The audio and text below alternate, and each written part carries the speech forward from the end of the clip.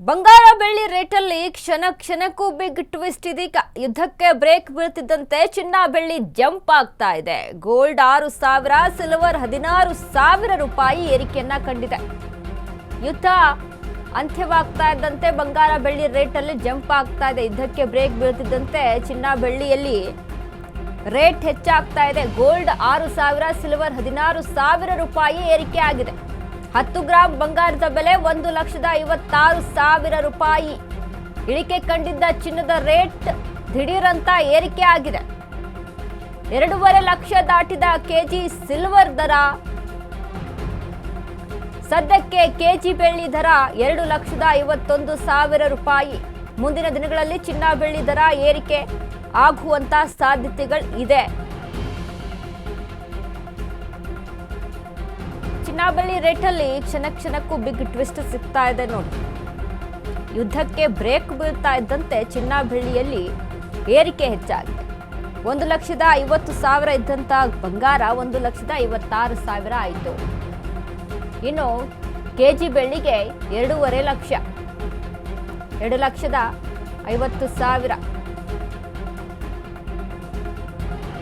ಸದ್ಯಕ್ಕೆ ಕೆಜಿ ಬೆಳ್ಳಿ ದರ 2,51,000 ರೂಪಾಯಿ ಇದೆ. ಮುಂದಿನ ದಿನಗಳಲ್ಲಿ ಇನ್ನೂ ಭಾರಿ ಏರಿಕೆ ಆಗುವಂತ ಸಾಧ್ಯತೆಗಳಿರುವಂಥದ್ದು. ನೋಡಿ, ಯುದ್ಧ ಅಂತ್ಯವಾಗ್ತಾ ಇದ್ದಂತೆ, ಯುದ್ಧಕ್ಕೆ ಬ್ರೇಕ್ ಬೀಳ್ತಾ ಇದ್ದಂತೆ ಚಿನ್ನ ಬೆಳ್ಳಿಯಲ್ಲಿ ರೇಟ್ಗಳು ಹೆಚ್ಚಾಗ್ತಾ ಇದೆ.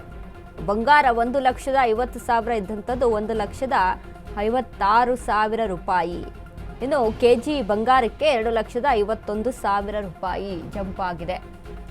ಮುಂದಿನ ದಿನಗಳಲ್ಲಿ ಇನ್ನೂ ಜಂಪ್ ಆಗುವಂಥ ಸಾಧ್ಯತೆ, ಇನ್ನೂ ಏರಿಕೆ ಆಗುವಂಥ ಸಾಧ್ಯತೆ ಇದೆ ಅನ್ನುವಂಥದ್ದು ತಿಳಿದು ಬರ್ತಾ ಇರುವಂಥದ್ದು.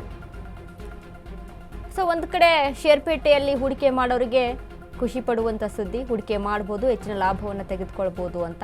ಮತ್ತೊಂದು ಕಡೆ ಗ್ರಾಹಕರಿಗೆ ಮತ್ತೆ ಟೆನ್ಷನ್, ಕಮ್ಮಿ ಆಗಿದೆ ಬಂಗಾರ ಬೆಳ್ಳಿ ಕೊಂಡ್ಕೊಂಡು ಬಿಡೋಣ ಅನ್ನುವಂಥ ತಯಾರಿಯಲ್ಲಿದ್ದವ್ರಿಗೆ ಮತ್ತಷ್ಟು ಟೆನ್ಷನನ್ನು ತಂದು ಒದಗಿಸಿದೆ. ಬೆಲೆ ಏರಿಕೆಯಿಂದ ಕಸ್ಟಮರ್ಸ್ಗೆ ಒಂದು ರೀತಿಯಾಗಿ ಹೈರಾಣ ಆಗಿರುವಂಥದ್ದು. ಒಂದು ರೀತಿ ಹಾವು ಏನಿಯ ಆಟ ನಡೀತಾ ಇತ್ತು. ಯುದ್ಧ ಶುರುವಾದಂಥ ಸಂದರ್ಭದಲ್ಲಿ ದಿಢೀರಂತ ಏರಿಕೆಯನ್ನು ಕಾಣಿಸುತ್ತೆ. ಇನ್ನು ಮುಂದೆ ಚಿನ್ನ ಬೆಳ್ಳಿ ಏರಿಕೆ ಆಗ್ಬಿಡುತ್ತಪ್ಪ, ಹೆಚ್ಚಿನ ಮಟ್ಟಿಗೆ ಹೋಗಿ ತಲುಪಿಬಿಡುತ್ತೆ, ಒಂದು 2 ಲಕ್ಷದ ಗಡಿ ದಾಟ್ಬಿಡುತ್ತೆ ಬಂಗಾರ 10 ಗ್ರಾಮ್ಗೆ ಅಂತ ಟೆನ್ಷನಲ್ಲಿದ್ದರು.